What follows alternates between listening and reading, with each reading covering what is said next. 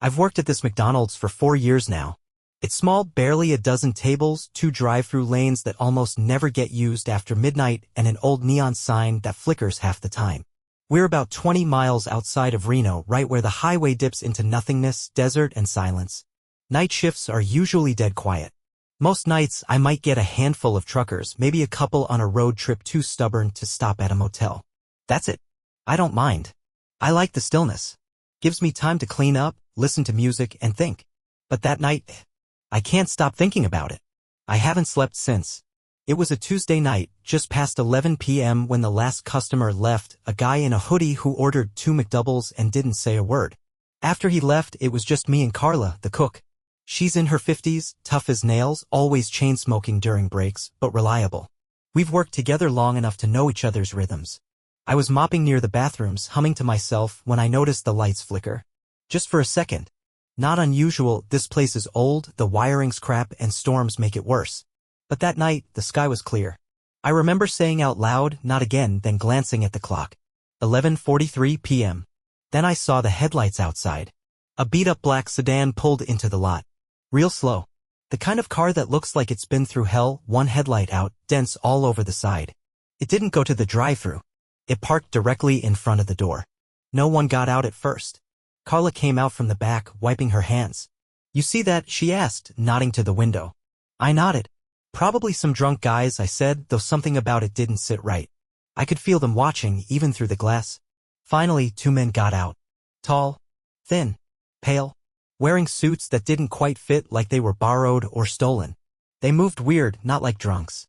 More like they weren't used to walking. One of them twitched his head with every step, like he was listening for something. As they approached the door, I got a bad feeling in my gut. Carla muttered, "They better not cause trouble." They stepped inside. I greeted them with a forced smile. "Welcome to McDonald's. You guys want to dine in, or?" They didn't answer.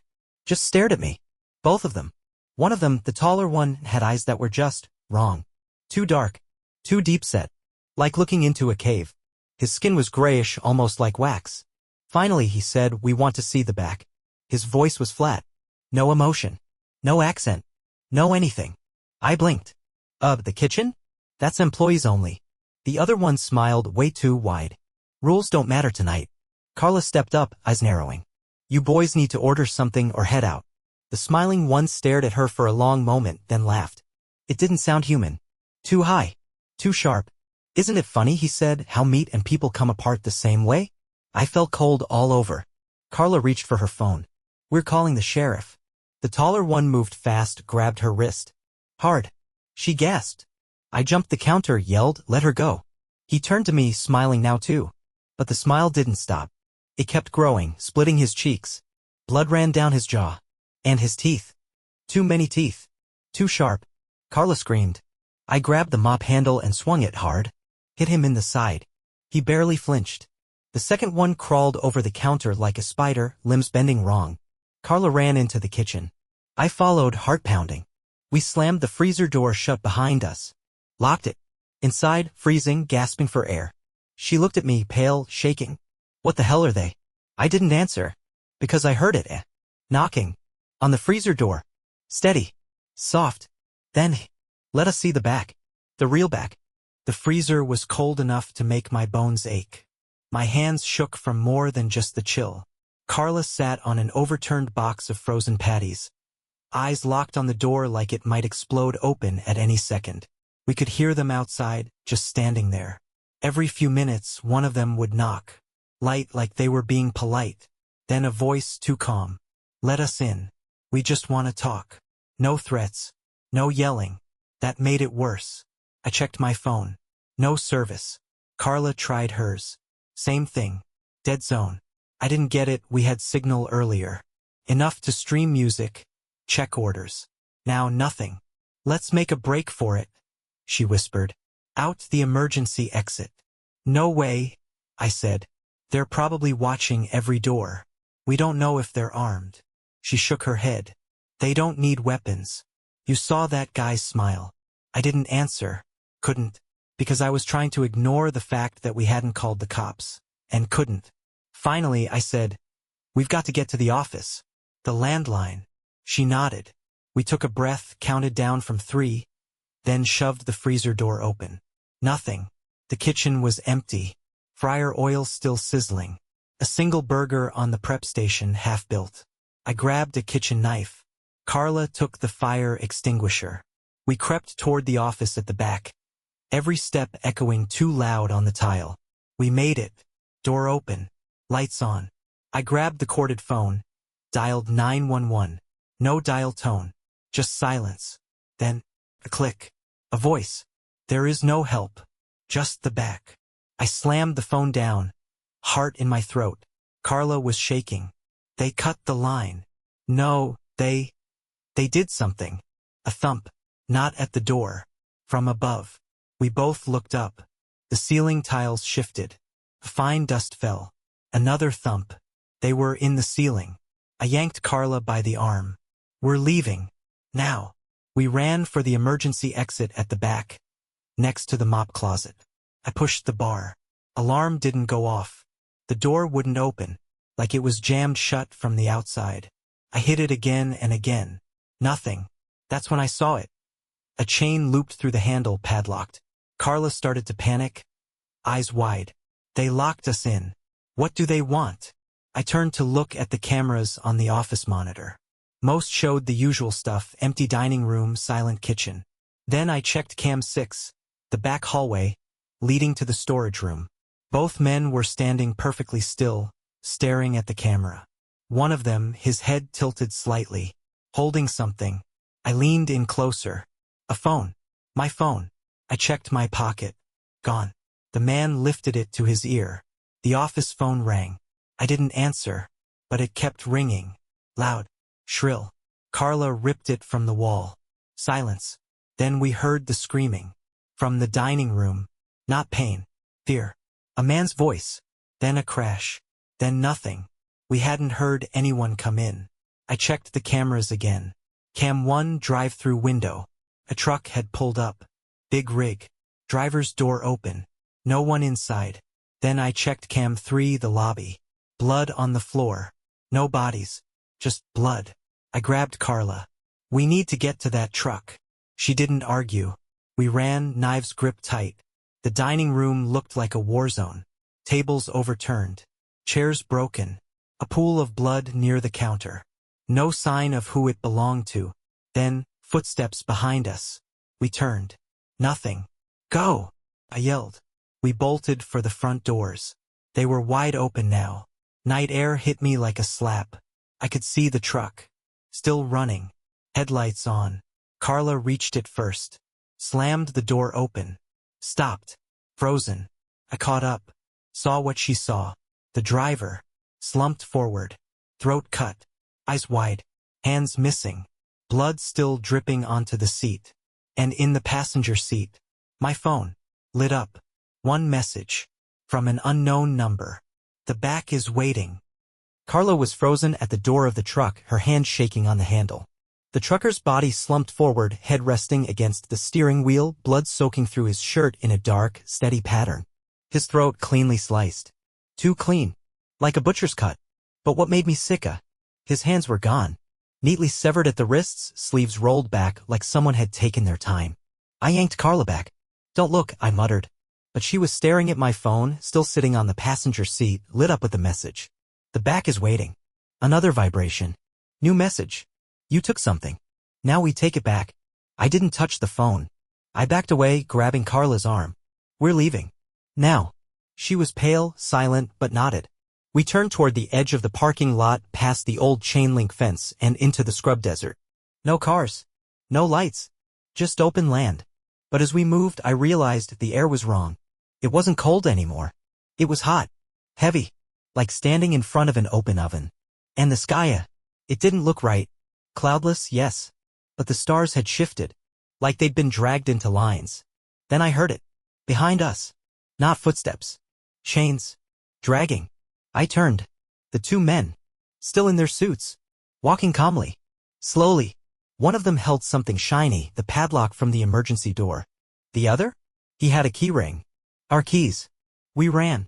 Back through the lot, around the side of the building. Emergency exit still chained. But the back door to the storage room, wide open now. We didn't open it. We never unlocked it. Inside was dark, no lights. I fumbled for my flashlight app. Nothing. Phone dead. Carla's too. But we had no choice. They were gaining. We slipped inside. The room smelled like oil and rot. Boxes were overturned, supplies scattered. And in the far corner, the floor had been pulled up. Tiles broken, dirt exposed. A hole leading down. Freshly dug. Beside it, a rope ladder. I looked at Carla. "I'm not going down there," she whispered. The sound of footsteps on gravel behind us. They were close. I didn't have time to think. I grabbed the ladder, lowered myself into the hole. Carla followed, teeth clenched. We landed in darkness. The air was worse down here, damp and metallic. A narrow tunnel, lined with concrete, stretched ahead. Not old. Newly built. Like someone had been digging under the store. And the walls, carved with symbols. Not letters. Marks. Slashes, circles. And between them, handprints. Some large. Some small. All bloody. We moved fast. Didn't talk. Couldn't. The further we went, the louder it got. Not footsteps. Not voices. A low hum. Like machinery. Like something waiting. Then the tunnel opened into a room. Concrete walls. No windows. No light except for a flickering bulb hanging overhead. And in the center, a metal table. Straps. Tools. Bloodstains. Fresh. On the wall behind it, a board covered in photos. Our faces. Me. Carla. The trucker. Kevin. Every employee. Each with a red mark across the face. Except me. We turned to run. But they were already there. Standing at the tunnel's mouth. Smiling. "You found the real back," one of them said. "Now you see why we came." Carla screamed. I grabbed a pipe from the wall, swung. But the light exploded. Darkness. Hands grabbing me. Cold. Strong. I don't remember blacking out. One moment I was swinging a pipe, screaming, trying to protect Carla. The next, I was awake, strapped to a chair in a room that wasn't the same as before. Concrete walls. A single hanging bulb. No doors. No windows. And the hum, that deep mechanical hum, still filled the air. I tried to move. Couldn't. Leather straps locked my arms, legs, chest. Tight. Too tight.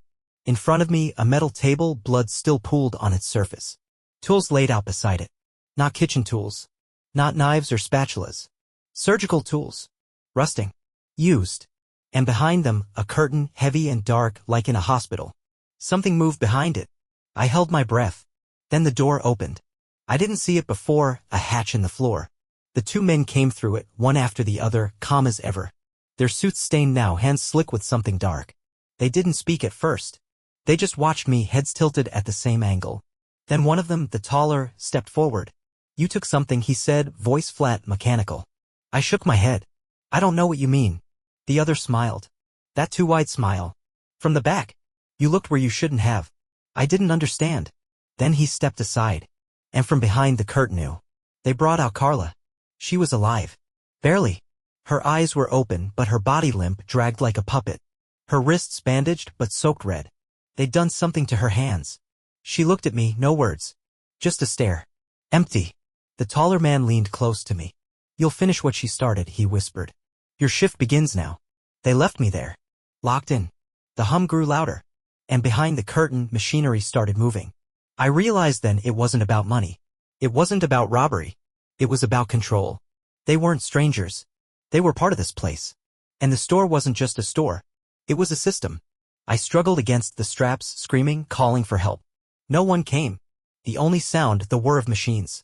And then from the wall, a screen lit up. Old, grainy security footage. Me. Carla. Kevin. Jason. The trucker. All of us.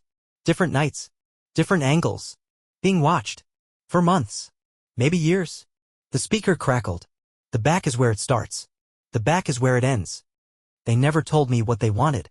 But I didn't need them to. Not anymore. I know now.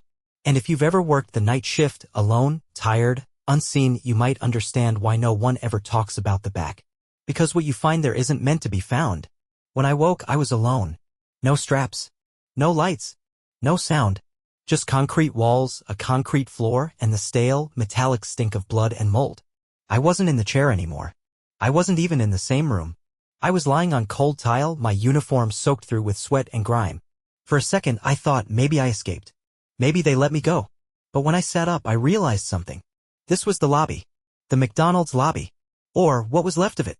The windows were blacked out, painted, or covered with something thick and rubbery. No light came through. The menu screens were dark. The kitchen empty. No people. No sound. Except for one thing, the soft hiss of the soda machine. Still working. I got to my feet dizzy, ears ringing. Everything was wrong. The layout was the same, but the walls were warped, stretched, like someone had pulled them tight. The tiles underfoot were cracked, stained dark brown. I stumbled behind the counter, looking for the office.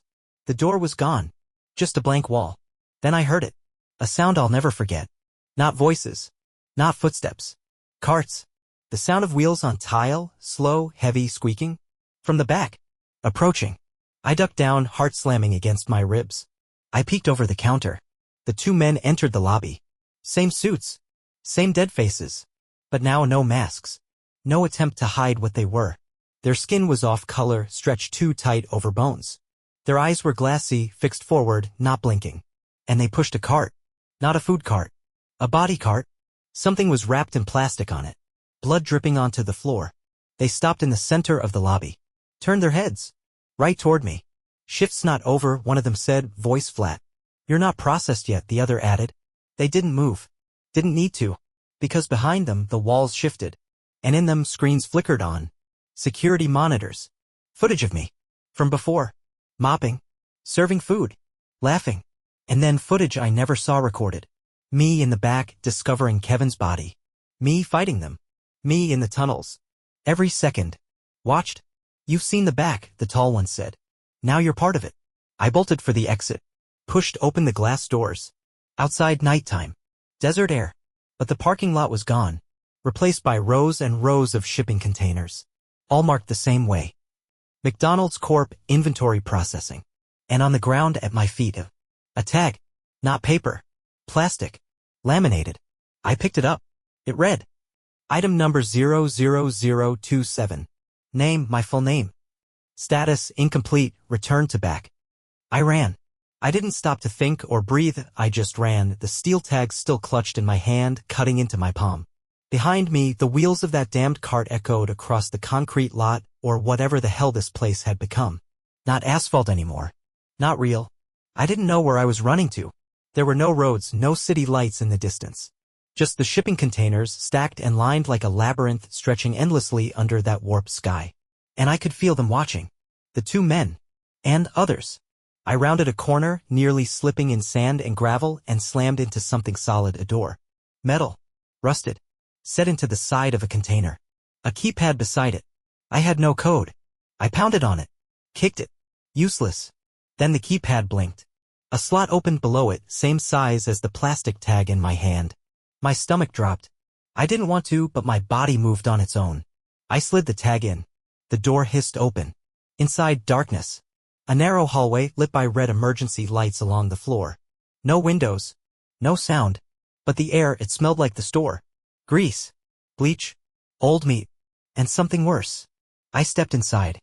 The door sealed behind me with a clang. Ahead, the hall stretched down, sloping underground. As I moved, I passed rooms behind glass. Each one the size of a walk-in freezer. Inside, people. Some sitting. Some standing.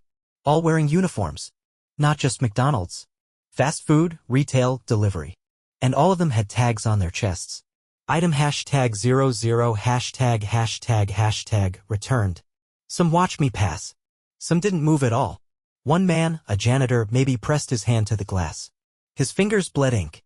He mouthed something slow. "Don't finish your shift." I ran. The hall opened into a control room. Monitors. Dozens. Each one showed a different store. Different locations. Same layout. Same backroom. I saw myself on one screen. Sitting in the office. Reading a receipt. A voice behind me. "We take care of our own." I spun around. The two men. Calm. Smiling. The taller one held a uniform in his hands. Pressed. Clean. My name on it. The other extended a clipboard. A form. At the top, shift transfer agreement. Beneath it, my name pre-filled. I stepped back. "You can't force me." "You already signed," the taller one said. I shook my head. "No, I didn't." The other man reached into his jacket. Pulled out a pen. Handed it to me. "Look." I looked down. In my palm, ink. My signature. Fresh. Across the back of my hand. Carved like a tattoo. You finish your shift, the tall man said. Or the shift finishes you. Suddenly, alarms blared. Red lights strobed. Monitors flickered. The two men froze, confused. A screen behind them exploded in static. And in it, Carla's face. Her eyes wild, blood streaked down her forehead. Run. Now. I bolted. Back up the hall. Sirens screaming. The men didn't follow. I reached the door. It opened, no key, no tag. Outside, night air. Real. A road. A gas station light in the distance. And I ran. Now. It's been 3 weeks. I'm alive. I left that town. I don't talk about what happened. No one would believe me. I burned the uniform. Threw the tag into a river. But some nights my phone buzzes. Unknown number. No message. Just a receipt image. Shift transfer pending. The McDonald's down the street just put up a sign. Now hiring, night shift. And when I pass it, I feel cold. Because once you've seen the back, you're never free. You just transfer.